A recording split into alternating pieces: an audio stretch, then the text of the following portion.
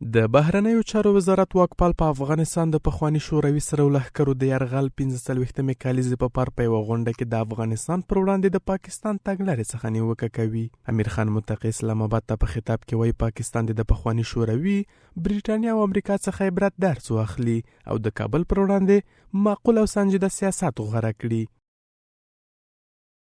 او کدی افغانستان ته په ټیټ نظر ګوري نو چونکه همسایم ده، ولس یې درون ولس ده، سیاسیون یې درانه سیاسیون دي، هغوی ته یو مشوره ورکوو ځکه افغانستان ته په سپک نظر ګورې نو یو وار د شوروي اتحاد له واکمنو سره مشوره وکړه، یو وار د انګریزانو تاریخ هم وګوره، یو وار د امریکا او د ناټو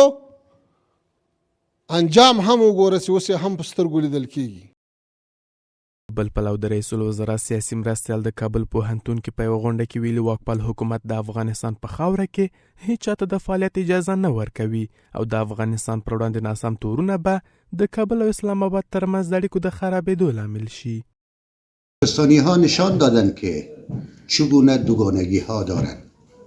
از یک طرف به خاطر حل مشکلات فی مابین پاکستان و افغانستان اونا هیئت میفرستند و از طرف دیگر نظامی‌های از اونا پکتیکا را بمبارد میکنند و اطفال معصوم و خانم‌ها و جوانان ما را شهید میسازند. حملاتی که بالای خاک افغانستان صورت گرفته یکی از موضوعاتی است که قابل محکوم است و میتونه که تنش بسیار زیاد کنه و حتی منجر به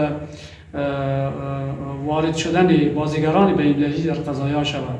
لدې سره د پاکستان د بهرنیو چارو وزارت اعلان کړی چې د افغانستان په خاوره کې وروستي عملیات د استخباراتي اطلاعاتو پر بنسټ او د پاکستاني وګړو د امنیت پر وړاندې د ګواښ شتون ته په کتو سره ترسره شوی دی. خو اسلام آباد په بیلابیلو برخو له هغې ډلې امنیتي او د پولو مدیریت برخو کې له واکپال حکومت سره پر تعامل ټینګار کړی دی.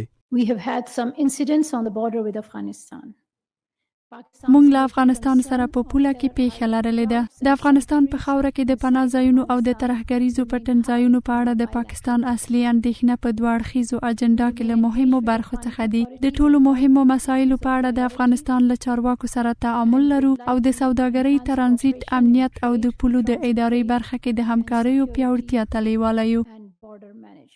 اسلامي امارت تل د افغانستان په خاوره کې د ترهګریزو ډلو فعالیت رد کړی او ډاډ یې ورکړی چې د افغانستان له خاورې د نورو پر وړاندې هیڅ ګواښ نشته.